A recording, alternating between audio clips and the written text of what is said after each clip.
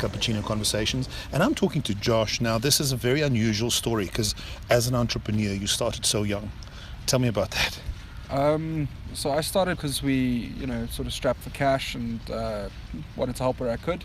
So I was going to go and mow people's grass or wash their cars, and built a website to say, hey, I'm here, I'll come and do it. And I enjoyed it, and that's how I started my career. Okay, but then something really insane happened. At 12, you were running a company from your... So at 12 I was building small websites and stuff, and that grew over the years in the sort of websites I was building. To the point that at 19 I was part of a software startup. I was one of the co-founders, and we're based in Silicon Valley. And I was running it from my bedroom in Bryanston. This is the most amazing story the most amazing entrepreneur I've heard about. How did that happen even?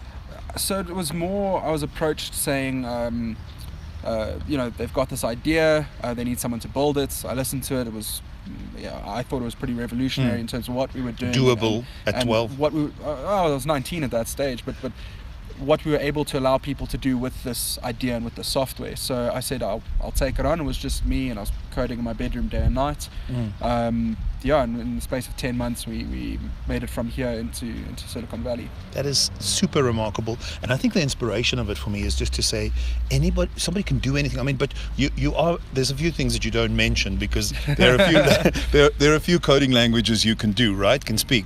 The amazing thing is really that there is something to the back end of this. You speak or understand quite a few different coding languages, right? Yes, so it's more, I made a conscious decision to focus on the fundamentals as how things are meant to link together, more so than the languages. So when it comes to picking up a new language, it's syntax rather than understanding how things are meant to link together. Okay, great.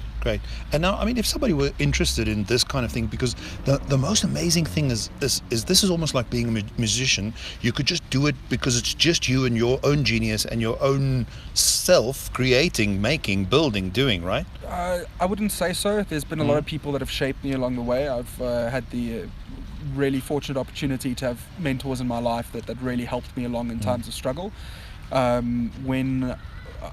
For me, it was more around, I thought I could do everything, and I learned very quickly that I couldn't.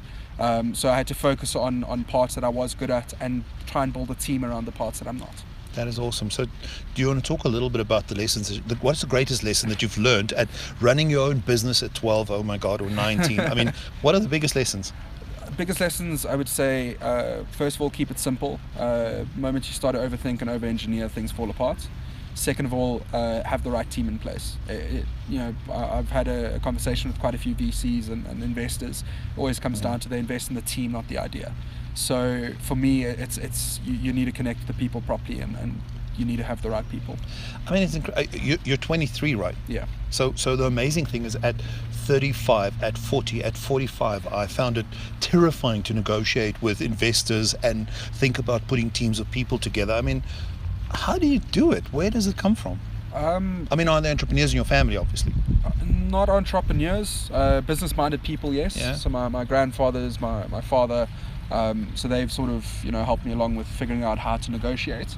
But it's more around just sort of doing the right thing, knowing, okay, well, they're not going to invest in it for nothing. So they're either going to have equity, or it's going to be a loan you need to pay back, or just saying, this is what I bring to the table. Is it something you're interested in? What can you bring?